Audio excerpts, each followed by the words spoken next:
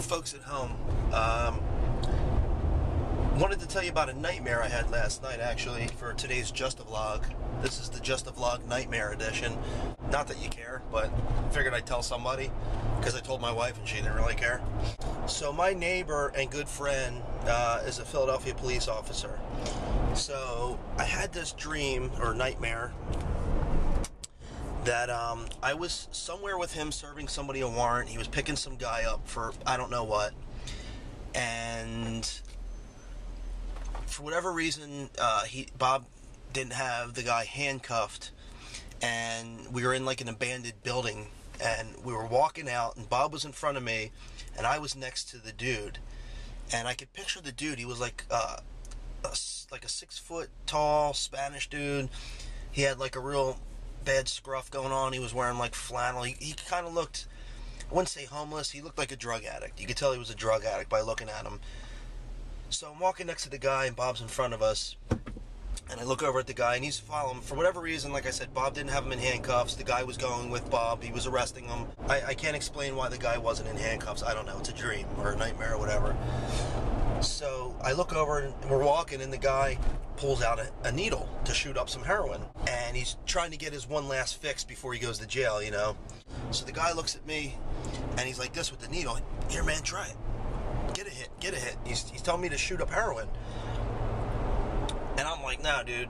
And I remember thinking in my head, I'm making up like some lame excuse to tell him why I can't do it, because I didn't want to sound like a wuss, and I didn't want the guy to like try to kill me or something. So I'm like, no, I gotta stay clean. I'm job hunting right now. I'm looking for a job, and I gotta stay clean. I'm gonna get drug tested soon. And right at that moment, Bob looks back at us, and Bob sees the guy with a needle, and Bob yells at the guy, drop it, or whatever, you know, drop the needle, and they get into a scuffle. And it was so real, man. I just remember Bob looks back at me, and his face is like red, and he's like, and he looks like he's in shock, and I didn't know what happened. I don't know if at that split second, I didn't know, I didn't hear a gunshot, so I don't know what happened.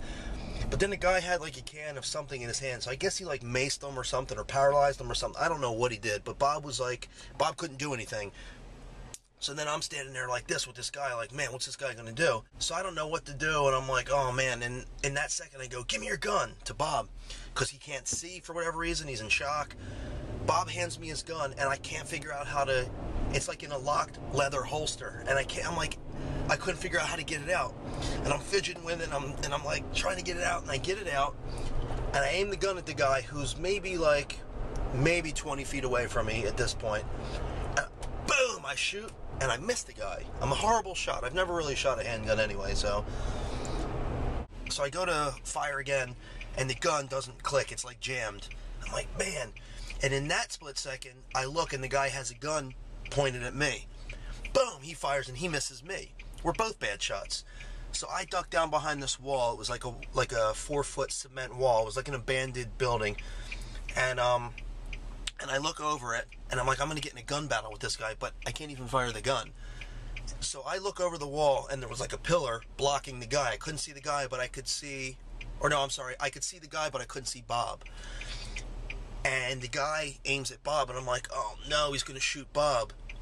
And then all of a sudden I see the guy standing there, and I hear, and I just see the guy's stomach, like, almost like he was shot with a shotgun, just like, open up with blood. It was gory, man. So I guess Bob had another gun. Once again, it's one of those things, I don't know, can't explain it. It was a dream. But Bob shot the dude, and the dude fell down and died, and I was like, oh my gosh. Well, I don't know if the guy died. I'm assuming he died.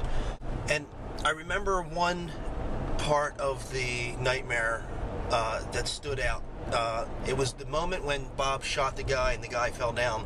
I was just overcome with different emotions. It was like happy and sad, and like I guess I was I guess it's what somebody would feel like if they had a real near-death experience. That's what I felt like. I felt like I just came this close to dying, and I didn't. And it was crazy. And then from there it went to the next scene where I was out front of my house by myself waiting for Bob to get home from work so I could congratulate him. And and this other dude that I knew, who I don't even know who it was, but apparently a guy that I grew up with or something, comes up and he's like, oh, hey, what's up, man? And gives me a hug. He's like, how you been, man? Blah, blah, blah. And we talk, and then that was it. I never got to congratulate Bob. I woke up before Bob got home. So anyhow, that was my crazy nightmare last night that I wanted to share with you guys. Sorry if it went on really long, but it was very intense. I woke up, I felt like I was almost crying, physically crying when I woke up because I was so shaken. But if you want to hear more nightmares, let me know. Comment below, let me know. I'll tell you more. I got some crazy nightmares that I've been through, and my wife thinks like I'm nuts in the head. Well, I'm definitely nuts in the head, but she's like, you might need help. Some of the nightmares I have are pretty creepy, man. So let me know if you want to see them. I'll tell you some, gives me the chills. Folks at home.